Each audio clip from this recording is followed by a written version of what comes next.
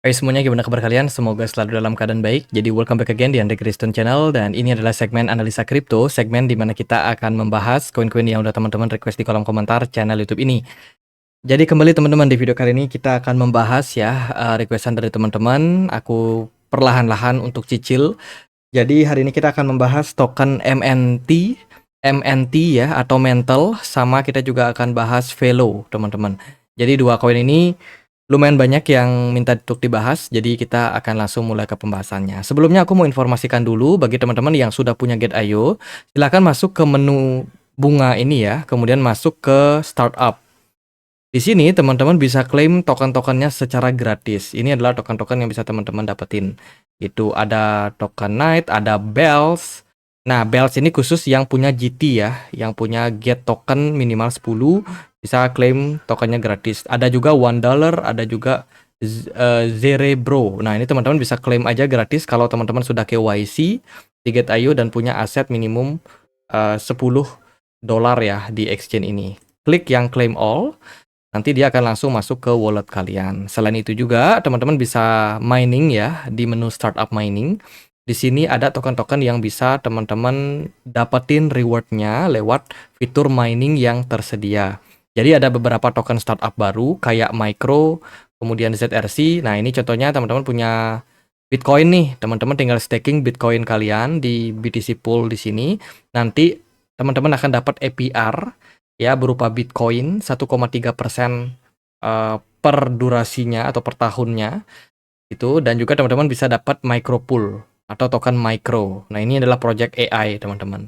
Jadi double keuntungannya ya. Jadi periodenya cuma sampai 5 hari ke depan. Itu jadi yang tertarik silahkan cek link yang ada di kolom deskripsi.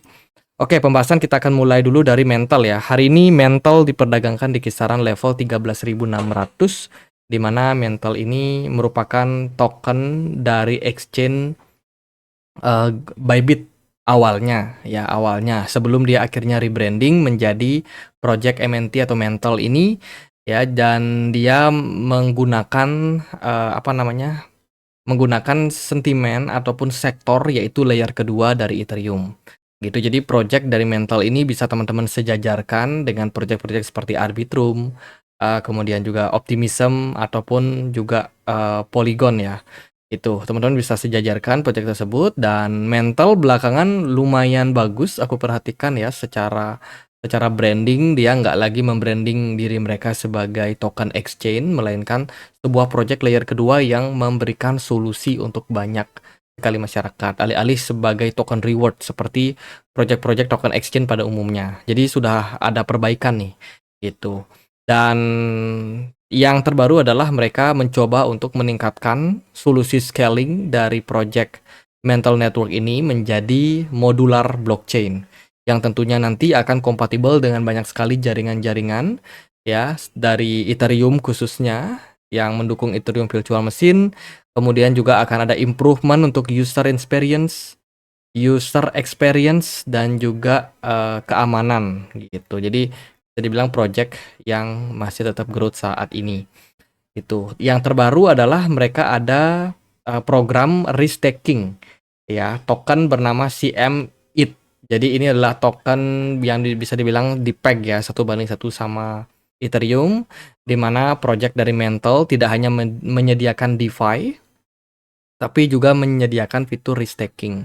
Gitu. Fitur ini diharapkan sih bisa membawa ke arah yang lebih baik nih untuk project dari Mental, Ethereum, termasuk juga seperti apa use case dari project Mental ini. Itu kalau kita lihat di sini sih, bagi mereka yang memang sudah punya token kayak ETH ataupun CM-ETH ya, itu bisa teman-teman staking ya, bisa mendapatkan reward berupa token Cook juga. Jadi ini token baru nih, token Cook yang akan mereka berikan teman-teman sebagai salah satu bentuk upaya untuk adopsi yang lebih besar daripada project dari Mental. Tuh, jadi itu ya. Mereka juga cukup aktif di Twitter. Kalau kita lihat mereka lumayan sering bikin campaign dan bagi-bagi token MNT sebagai prize pool untuk para community. Jadi ini ada alokasinya teman-teman, dan menurut saya ini adalah cukup wajar ya sebagai project yang memang masih mencoba untuk membangun komunitas mereka. Cuman impact-nya nanti akan kepada harga sih dari mental sendiri, gitu. Selain itu juga, step into the mental yield, ya, complete quest for, portion of 1 million MNT. Ini juga nih salah satu, campaign yang mereka lakukan, teman-teman. Jadi tujuannya untuk mengembangkan beberapa project ya, DeFi protokol yang ada di jaringan dari Mantle sendiri. Mereka akan membagikan banyak sekali airdrop, kita bilanglah reward lah, ya reward, itu akan dibagikan bagi para komunitas yang memang sudah menyelesaikan beberapa misi di sini. Contoh-contoh misinya itu kayak kita melakukan staking dan mengerjakan beberapa task ya yang berhubungan dengan project DeFi yang ada di jaringan dari Mantle. Itu jadi banyak sekali kegiatan-kegiatan seperti itu. Selain itu, Mantle juga berfokus pada pengembangan cross chain. Ya, mereka menyebutnya sebagai Helios, uh, Guide to Helios ya, dan ini merupakan salah satu, project yang mereka bikin, teman-teman. Jadi selain mereka berfokus pada DeFi, kemudian mereka juga meningkatkan lebih banyak yang namanya transaksi cross chain antar blockchain. Ini bakalan menjadi salah satu hal yang ya bisa dibilang basic lah untuk sebuah project yang ada di layer kedua. Jadi memang benar-benar harus ya mereka harus support hal-hal tersebut. Karena kan yang namanya layer kedua itu merupakan sebuah solusi untuk layer pertama yang memang sudah padat ya kan, jaringannya udah padat, dan tentu saja layer kedua ini harus bisa diandalkan untuk menyokong layer satu, teman-teman. Selain itu ya, selain di DeFi, cross chain, mereka juga berfokus pada pengembangan gaming ekosistem di Mantle sendiri. Ya, belakangan mereka ada kolaborasi ya, kalau nggak salah itu kegiatannya di Bangkok ya, kalau nggak salah itu mereka ada kayak, konferensi gitu mengembangkan tentang project Mantle ini bersama dengan banyak gamers di sana, banyak pengembang gamers. Itu impact-nya apa? Impact-nya adalah, penguatan dari sudut pandang ekosistem. Ya mungkin secara tidak langsung akan juga mempengaruhi harga dari Mantle sendiri. Karena ya bisa dibilang ini merupakan sebuah kegiatan yang, bakal menyerap lebih banyak user untuk blockchain dari Mantle, gitu. Jadi ya itu pengembangan dari Mantle. Kalau kita perhatikan sebagian tokennya itu masih dalam bentuk BitDAO. Aku perhatikan BitDAO ini masih ada tokennya dan masih bisa diperdagangkan di beberapa exchange. Secara pergerakan harga sih harusnya dia sama-sama aja ya sama Mantle. Mantle sendiri maksimum supply-nya itu ada di 6,2 miliar token, sementara yang beredar adalah 54,14% ya. Kalau kita perhatikan memang jumlah dari Mantle ini lumayan banyak yang sudah dibuka. Kita juga bisa lihat kok gimana tokenomiknya mereka ya. Jadi ini adalah tokenomiknya, di mana sebagian Mantle itu merupakan sebuah treasury.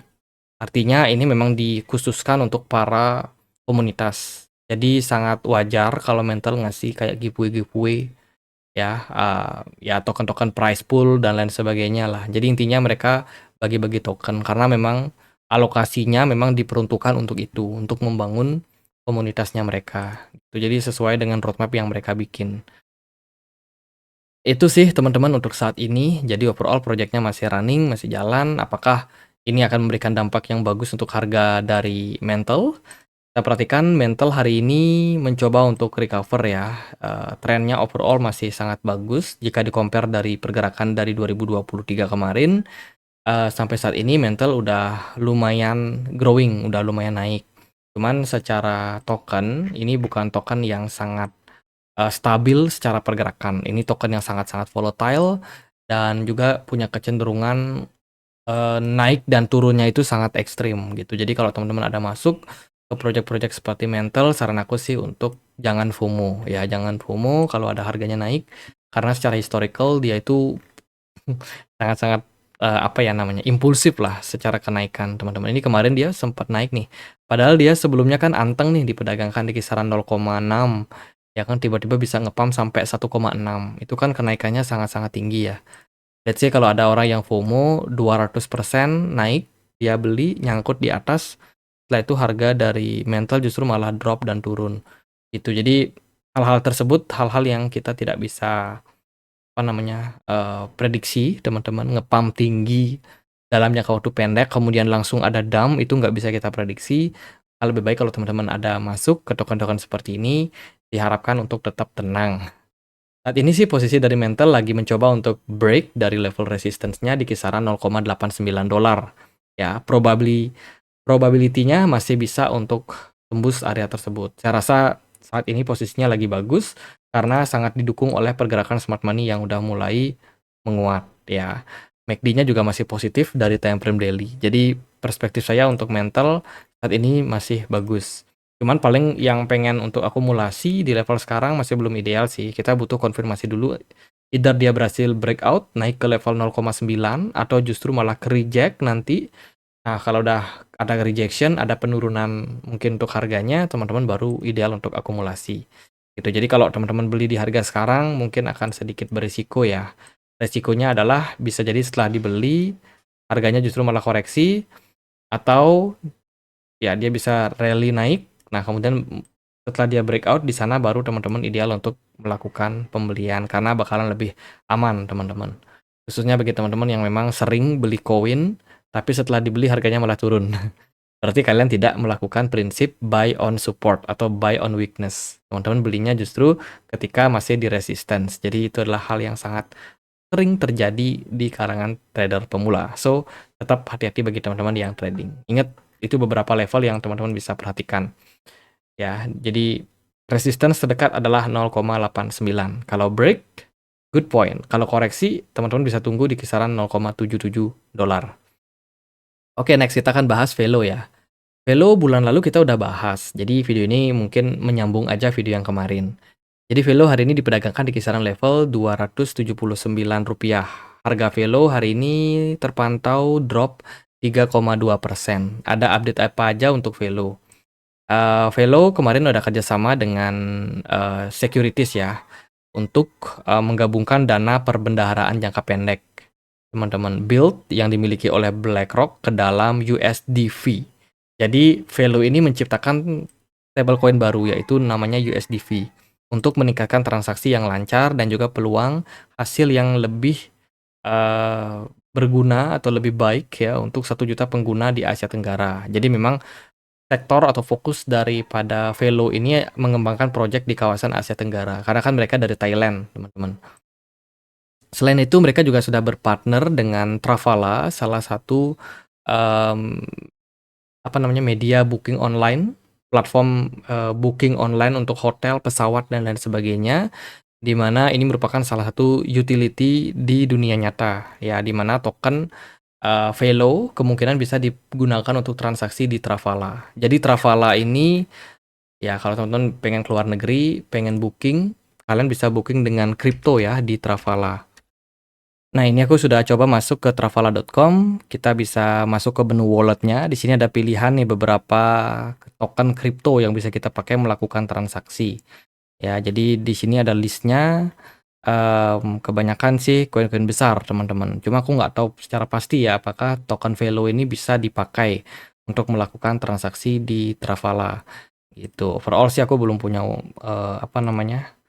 belum punya tokennya ya. Ya itulah. Itu pertama dari Velo, kemudian kita lihat juga berita yang lain datang dari Velo yang ada kerjasama dengan platform perpetual trading ya di jaringan dari Solana sendiri. Itu jadi mereka udah kompatibel untuk melakukan stablecoin deposit di jaringan Solana Chain. Ini merupakan sebuah bentuk juga peningkatan skalabilitas nih, khususnya di jaringan-jaringan DeFi ya yang ada di Velo dan juga Solana. Ini bisa menjadi sebuah good point sih untuk perkembangan dari Velo. Kemudian Velo juga sudah tercatat di Messari. Messari adalah salah satu platform data analitik yang bisa kita pakai untuk menganalisa sebuah proyek. Ya, dan Velo udah masuk ke sana, ini berarti platform ini bisa dibilang sangat transparan dan memberikan banyak data kepada Messari untuk diaudit. Ya, jadi ini juga bisa menjadi good point untuk sebuah proyek yang memang jujur ya, foundernya jujur dan mereka pengen untuk mendapatkan banyak sekali perhatian dan juga kepercayaan dari investor. Itu kalau kita lihat di sini ya semuanya terpampang lumayan jelas. Paling yang penting-penting ya teman-teman itu adalah di menu bagian bawahnya Velo ini tersedia di beberapa platform untuk staking reward. Jadi kalau teman-teman ada yang pengen untuk invest di Velo bisa teman-teman cari kayak OKX dan juga KuCoin, itu tersedia untuk staking token Velo. Selain itu juga ada fitur seperti cross border payment yang bisa menghubungkan antara Velo dengan banyak platform lain ya, sehingga bisa lebih murah, lebih cepat untuk transaksinya. Tuh, mereka juga ada stablecoin yaitu USDV yang tadi ya, yang di-backup sama BlackRock melalui build-nya. Itu, kemudian ini secara ringkas sih project dari Velo, yang pertama adalah pengembangan DEX ya, Decentralized Exchange, dan juga Universe Wallet. Terus mereka juga punya Nova, yaitu sebuah, platform bahasa pemrograman yang kompatibel dengan Ethereum Virtual Machine, gitu. Selain itu juga ada Velo Finance, platform DeFi yang mensupport mereka untuk yield farming, staking, dan juga peluang-peluang yang lain. Ada juga kegunaannya sebagai real world asset, gitu. Dan masih ada yang lain lagi sih kegunaan-kegunaannya. Cuman ini merupakan salah satu poin yang penting untuk teman-teman tahu karena teman-teman udah memilih untuk invest misalkan di Project Velo, jadi wajib tahu untuk seperti apa kedalamannya. Itu terakhir kali mereka ada burning token, tapi itu di 2022 ya, dan sementara ini belum ada pengurangan supply lanjutan lagi. Tuh, ini adalah tokenomiknya. Sebagian besar koin ini dipegang oleh developer reserve 23%, sementara sisanya ada di strategic partner. Ya, sangat-sangat besar, community punya 18%. Jadi secara tokenomik sebenarnya ini lumayan condong ke developer sih, teman-teman, daripada ke masyarakatnya langsung. Itu roadmap mereka masih banyak yang belum clear ya, masih banyak yang belum selesai menjelang kuartal keempat. Semoga sih bisa di-push sampai bulan Desember nanti untuk pengembangan-pengembangan project yang mereka pengen lakukan. Itu jadi itu beberapa poin yang perlu diperhatikan untuk Velo. Lalu gimana untuk price action-nya? Sebelum kita bahas price action, kita lihat dulu supply-nya ya. Velo ini maksimum supply-nya di 30 miliar token, sementara yang beredar baru 7,3 miliar saja atau 24,6%. Dari token unlock, coba kita cek, Velo ini ada unlock di tanggal 17 September 2025. Jauh banget, teman-teman. Jauh banget. Ada unlock 8%. Jadi dekat-dekat tanggal tersebut udah harus hati-hati sebenarnya. Oke, kita sekarang bahas seperti apa pergerakan harganya ya. Velo overall sih terbilang masih bergerak bullish ya, trennya masih bagus sejak Agustus 2023 dia naik secara konsisten meskipun ada volatilitas yang terjadi, tapi overall dia masih mempertahankan garis trend line di sini yang menjadi level support uptrendnya gitu. Jadi sementara ini kita melihat Velo masih lumayan oke, masih bullish lah teman-teman. Itu volume smart money udah jauh berkurang sejak perdagangannya itu di Oktober 2024 lalu. Ya, udah jauh berkurang dari posisinya saat ini. Namun tren harga masih cenderung oke untuk sekarang. Velo udah turun cukup jauh ya kalau kita perhatikan. Dulu dia pernah diperdagangkan di kisaran $1, tapi akhirnya memang terjadi koreksi yang cukup impulsif ya, cukup membuat harganya tertekan, tapi sekarang lagi mencoba untuk kembali recover. Next support untuk Velo adalah di kisaran $0,015 sebagai support yang lumayan kuat, dan kemungkinan trennya masih bisa lanjut rally sampai resistance $0,033. Di sana mungkin baru akan ada penahanan ya, penahanan untuk kenaikan lebih lanjut. Gitu. Sementara sih gitu buat Velo, trennya masih oke. Ya, paling nggak selama dia masih bisa mempertahankan 0,015, selama itu masih cukup bagus lah untuk pergerakan Velo ya. Andai kata dia drop dari level tersebut, nah itu teman-teman udah harus hati-hati sih, karena next supportnya mungkin akan bisa ketahan lagi di kisaran 0,007, dan penurunan tersebut tentu saja cukup dalam kalau kita lihat. Ya, peluangnya bisa 48% untuk penurunannya. Jadi ya pantaulah buat teman-teman yang punya Velo saat ini posisi-posisi yang sangat-sangat krusial. Apakah dia bakalan lanjut bullish atau justru malah mendapatkan tekanan seiring dengan menurunnya tingkat smart money yang belakangan terjadi. Itu aja sih buat mental dan juga Velo. Semoga video kali ini bisa bermanfaat. Teman-teman, kita punya komunitas diskusi di Telegram. Tempat aku untuk update berita-berita terbaru ya. Bagi kalian yang mungkin mau join, linknya ada di kolom deskripsi. Sekian akhir kata saya Andri, makasih.